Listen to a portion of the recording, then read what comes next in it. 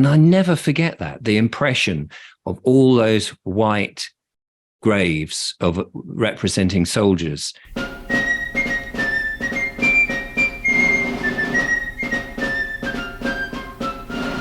leftist and the wokist and all these sort of things which are challenging everything that we've ever known until yesterday, as Douglas Murray would say.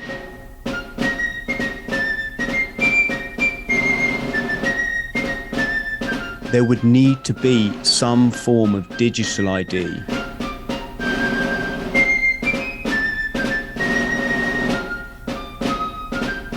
Serotonin is something completely different. She's a lovely girl, but I wouldn't date her.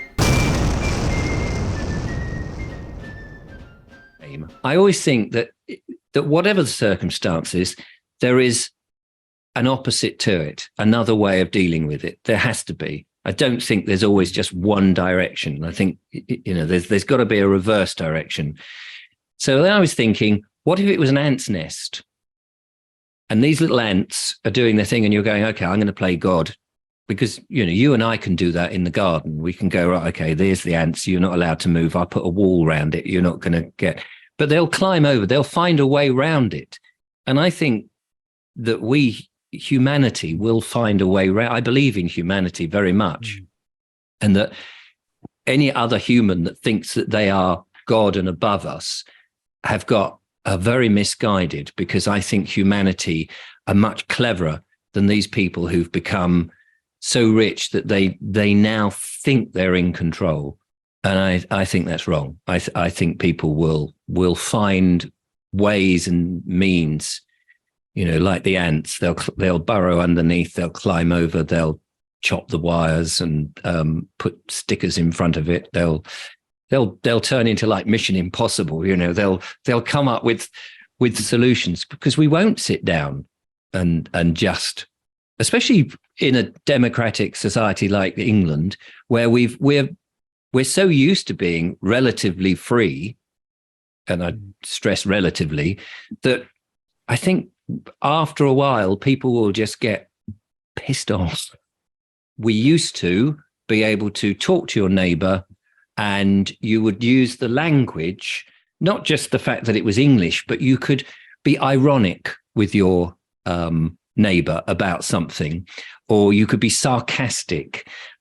We have this nuance of language, which is fantastic, because we all understand it and we all know it.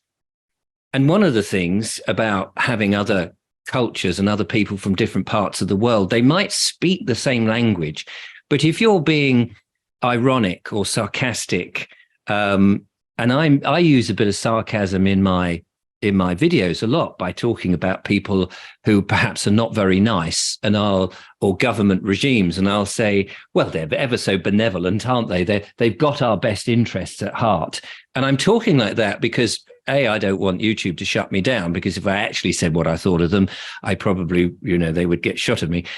So I'm using sarcasm as a way of saying something, and people who understand that know what I'm talking about.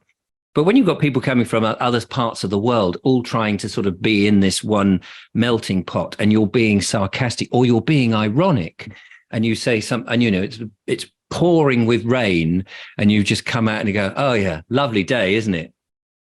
And they're just, don't know what you mean. It's not a lovely day. And it's then suddenly they think you're on a spectrum, because you're taking things too literally, and you're going, no, I'm being ironic, or I'm being sarcastic, or whatever.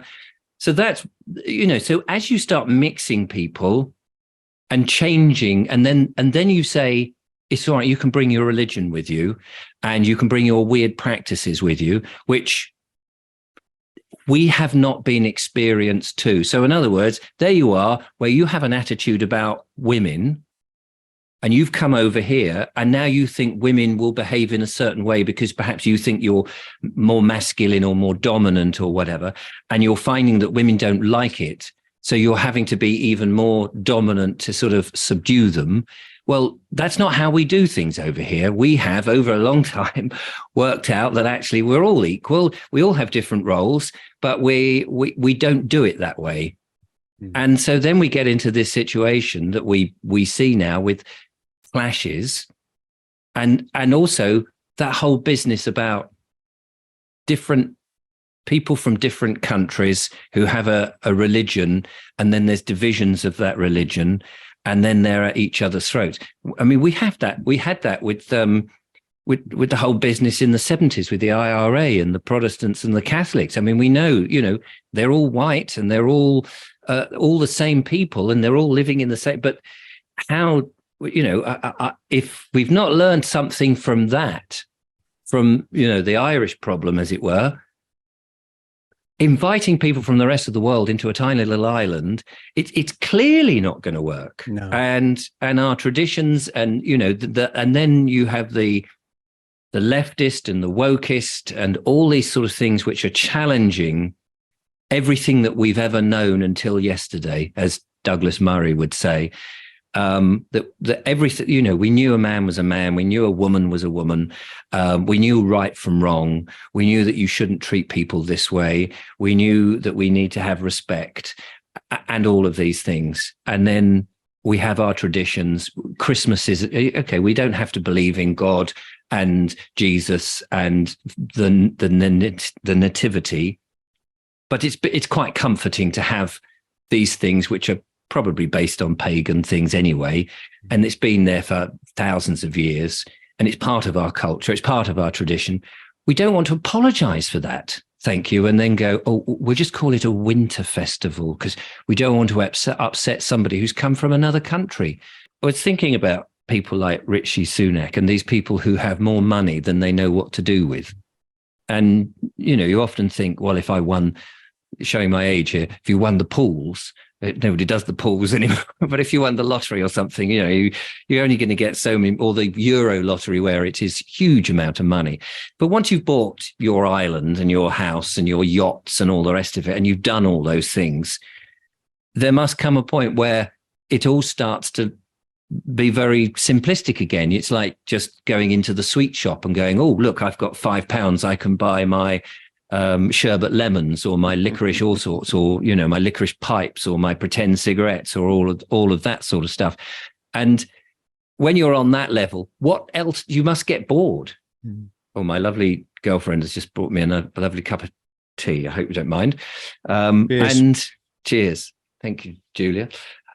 And I just think, yes, then they start becoming a bit megalomaniac, don't they? They must do, because suddenly they're looking around and going, I'm not getting the pleasure that I get from buying a new washing machine or a new car anymore. They're just things. I've lost all that.